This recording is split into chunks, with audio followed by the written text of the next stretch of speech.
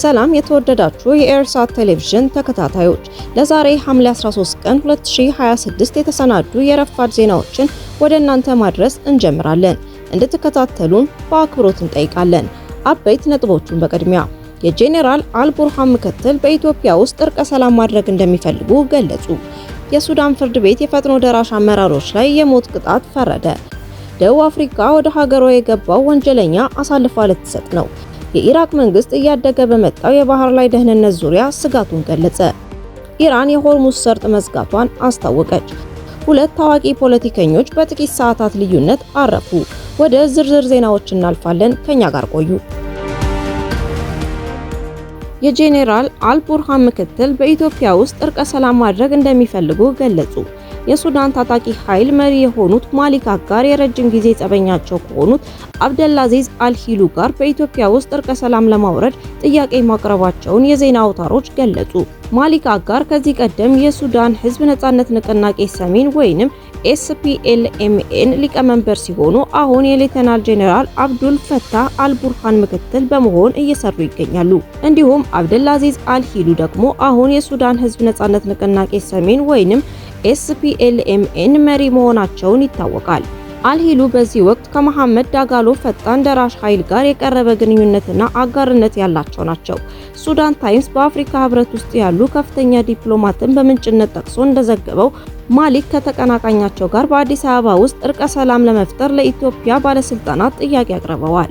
ይህ የእርቅ ጥያቄ በሁለቱ መካከል ትልቅ ጸብ ተፈጥሮ ከተለያዩበት ከ2017 ወዲህ ትልቅ ዲፕሎማሲያዊ ለውጥ መሆኑን ዘገባው አስረድቷል። ይህ እርቀ ሰላም የሚፈጠር ከሆነ በጦርነት ላይ ባለችው ሱዳን የሰላም ተስፋ ሊፈጥር ይችላል። ይሁንና ስለዚህ ጥያቄ ከኢትዮጵያም ሆነ ከአልሂሉ በኩል እስካሁን የተባለ ነገር የለም። ይህ በእንዲህ እንዳለ ማሊክ አጋር በሱዳን ውስጥ ጦርነትን ለማስቆምና ዲሞክራሲያዊ መንግስትን ለማቋቋም የሚያስችል አዲስ ምክረ ሀሳብ ይፋ ማድረጋቸውን ባለፈው ሳምንት የኳታሩ የዜና አውታር አልጀዚራ ዘግቦ ነበር። በምክረ ሀሳባቸው የጦር ኃይሉ የያዘውን የመንግስት ስልጣን በመተው ነፃና ዲሞክራሲያዊ ምርጫ እንዲደረግ ጥሪ ማስተላለፋቸውን የገለጸው አልጀዚራ ጨምሮም መንግስታዊ ያልሆኑ የታጠቁ ቡድኖችም ራሳቸውን በማፍረስ የመንግስት ጦርን እንዲቀላቀሉ የሚል ምክረ ሀሳብ ማቅረባቸውን መዘገቡ አይዘነጋም። የሱዳን ፍርድ ቤት የፈጥኖ ደራሽ አመራሮች ላይ የሞት ቅጣት ፈረደ። የሱዳን ፍርድ ቤት መሐመድ ሐምዳን ዳጋሎን ጨምሮ 16 የፈጥኖ ደራሹ ኃይል አርኤስኤፍ አመራር በሌሉበት የሞት ቅጣት መፍረዱን ትናንት እሁድ ሐምሌ 12 ከሀገሪቱ የተሰራጨ የመገናኛ አውታሮች ዘገባ ያመለክታል። ዛሬ የተሰማው የፍርድ ቤቱ ውሳኔ ግለሰቦቹ በዳርፉር ክልል ፈጸሙ በተባሉበት ግድያ፣ የጦር ወንጀል፣ በሰብአዊ መብት ጥሰትና በዘር ማጥፋት ወንጀሎች ጥፋተኛ ሆነው በመገኘታቸው እንደሆነ የሱዳን ብሔራዊ የዜና ወኪል ዘግቧል። ከ2023ቱ የሱዳን የእርስ በርስ ጦርነት መቀስቀስ ወዲህ በታጣቂ ቡድኑ ከፍተኛ አመራሮች ላይ የፍርድ ውሳኔ ሲያስተላልፍ ይኸው ለመጀመሪያ ጊዜ ነው ተብሏል። የሞት ፍርድ ከተፈረደባቸው መካከል የመሪው ዳጋሎ ወንድምና ምክትል የሆኑት አብደራህሚ ሐምዳን ዳጋሎ እንዲሁም በርካታ የጦር መኮንኖችና የጎሳ መሪዎች ይገኙበታል። ፍርድ ቤቱ የቅጣት ውሳኔውን ለጠቅላይ ፍርድ ቤት እንደሚልክና ጥፋተኞችን በዓለም አቀፍ የፖሊስ ተቋም ኢንተርፖል በኩል ለማደን እንደሚንቀሳቀስ አስታውቋል። በአሁኑ ወቅት አራተኛ ዓመቱን በያዘው በሱዳን ጦርና በፈጥኖ ደራሹ ቡድን መካከል የሚካሄደው ጦርነት በ10 ሺዎች ለሚቆጠሩ ሰዎች ህልፈት ምክንያት ሲሆን ከ11 ሚሊዮን በላይ ዜጎች በማፈናቀል የዓለማችንን የከፋ የረሃብ ቀውስ አስከትሏል። ደቡብ አፍሪካ ወደ ሀገሯ የገባው ወንጀለኛ አሳልፋ ልትሰጥ ነው። ደቡብ አፍሪካ 3 የቤተሰቡን አባላት በመግደል ሸሽቶ ወደ ሀገሯ ገብቶ የነበረውን ብሪታንያዊ አሳልፋ ልትሰጥ መሆኗን ትናንት እሁድ የተሰራጨ መረጃ አሳወቀች። በብሪታንያ ባለቤቱና 2 ሴት ልጆቹን በመግደል ተጠርጥሮ ወደ ጆሃንስበርግ የሸሸው ግለሰቡ ለፍርድ እንዲቀርብ አሳልፎ ለመስጠት መወሰኑን የደቡብ አፍሪካ የፍትህ ሚኒስቴር ትናንትና አስታውቋል። የ45 ዓመቱ የዚምባብዌ ተወላጅና የብሪታንያ ዜግነት ያለው ንዳዶና መካኒየሲ ሹማ ዓለም አቀፍ የፖሊስ ተቋም በተሳተፈበትና በደህንነት መረጃ በተመራ ዘመቻ ባለፈው አርብ ጆሃንስበርግ ውስጥ በቁጥጥር ስር ውሏል። ባለፈው ማክሰኞ በሰሜናዊ ለንደን በሚገኘው መኖሪያ ቤታቸው የ42 ዓመቷ ባለቤቱ ዛንዲሌ ሹማ እንዲሁም የ15 ዓመቷ ናታሊና የ5 ዓመቷ ናላ የተባሉ ሴት ልጆቿ አስክሬን መገኘቱን ተከትሎ የብሪታንያ አቃቤ ሕግ ፖሊስ በግለሰቡ ላይ በ3 የነፍስ ማጥፋት ወንጀል ክስ እንዲመሰረትበት ፈቃድ ሰጥተው ነበር። የደቡብ አፍሪካ የፍትህ ሚኒስቴር መማሞሎኮ ኩባይ ለጋዜጠኞች እንዳሉት ሁሉንም የአሳልፎ መስጠት ሰነዶችና ጥያቄዎች እንደፈረምኩ ሹማ ወደ ዩናይትድ ኪንግደም ይላካል ብለዋል። ተጠርጣሪው ሹማ ዛሬ ሰኞ በጆሃንስበርግ ፍርድ ቤት ይቀርባል ተብሎ ይጠበቃል። የኢራቅ መንግስት እያደገ በመጣው የባህር ላይ ደህንነት ዙሪያ ስጋቱን ገለጸ። የኢራቅ የውጭ ጉዳይ ሚኒስቴር በቀጠናው የባህር ላይ ደህንነት ዙሪያ እያደገ በመጣው ውጥረት ላይ ስጋት እንዳለው መግለጹን ትናንት እሁድ ሐምሌ 12 የተሰራጨ መረጃ አመላክቷል። ሚኒስቴሩ ባወጣው መግለጫ ውጥረትን ሊያባብሱ ወይም የባህር ላይ የትራንስፖርት የመርከብ ጉዞ ደህንነትን አደጋ ላይ ሊጥሉ ከሚችሉ ማንኛቸውም ድርጊቶች ሁሉም ወገኖች ሊቆጠቡ ይገባል ሲል አሳስቧል። በተጨማሪም የኢራቅ መንግስት ውጥረትን ለማርገብና አካባቢውን ለማረጋጋት የሚደረጉ ሁሉንም አይነት ጥረቶች አጥብቆ እንደሚደግፍ ሚኒስቴሩ አክሎ አብራርቷል። ኢራን የሆርሙዝ ሰርጥ መዝጋቷን አስታወቀች። የኢራን እስላማዊ አብዮታዊ ዘብ የሆርሙዝ ሰርጥ መዝጋቱን ትናንት ማስታወቁን የሀገሪቱ የዜና አውታሮች ዘግበዋል። አሜሪካ በበኩሏ የሰርጡ ደህንነትና ነፃ እንቅስቃሴን ለማረጋገጥ ወታደሮች ዝግጁ ናቸው ብላለች።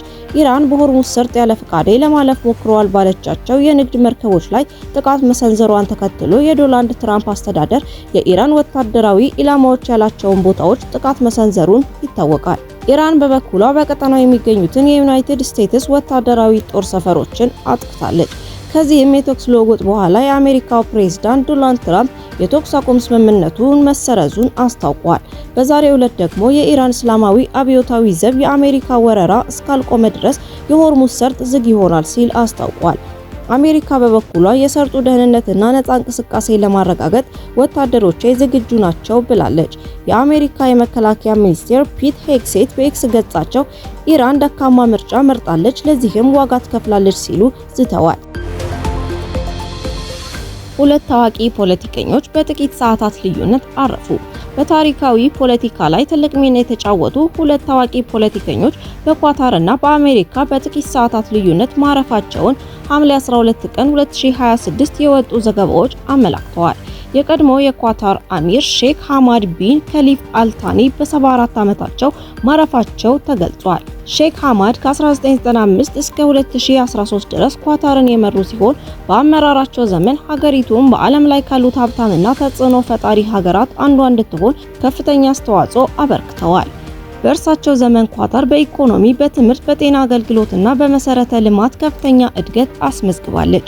በተጨማሪም ኳታር በዓለም አቀፍ ዲፕሎማሲ ተጽዕኖዋ እንድታሳድግ ዓለም አቀፍ ዝና ያለው የአልጀዚራ ቴሌቪዥን እንዲመሰረትና የ2022 የዓለም ዋንጫን የማዘጋጀት መብት እንድታገኝ ትልቅ ሚና ተጫውተዋል።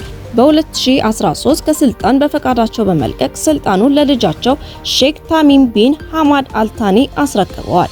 የቀብራቸው ስነ ስርዓትም በከፍተኛ ክብር ተፈጽሟል። በሌላ በኩል ከአሜሪካ የመጣው የሐዘን ዜና የሪፐብሊካን ሴናተር ሊንዚ ኦሊን ግርሃም ማረፍ ነው። ቢሮው እንዳስታወቀው ከአጭርና ድንገተኛ ህመም በኋላ በ71 ዓመታቸው ቅዳሜ ምሽት አርፈዋል። ሊንዝ ግርሃም ከ2003 ጀምሮ የደቡብ ካሮላይናን ግዛት በአሜሪካ ሴኔት ሲወክሉ ቆይተዋል።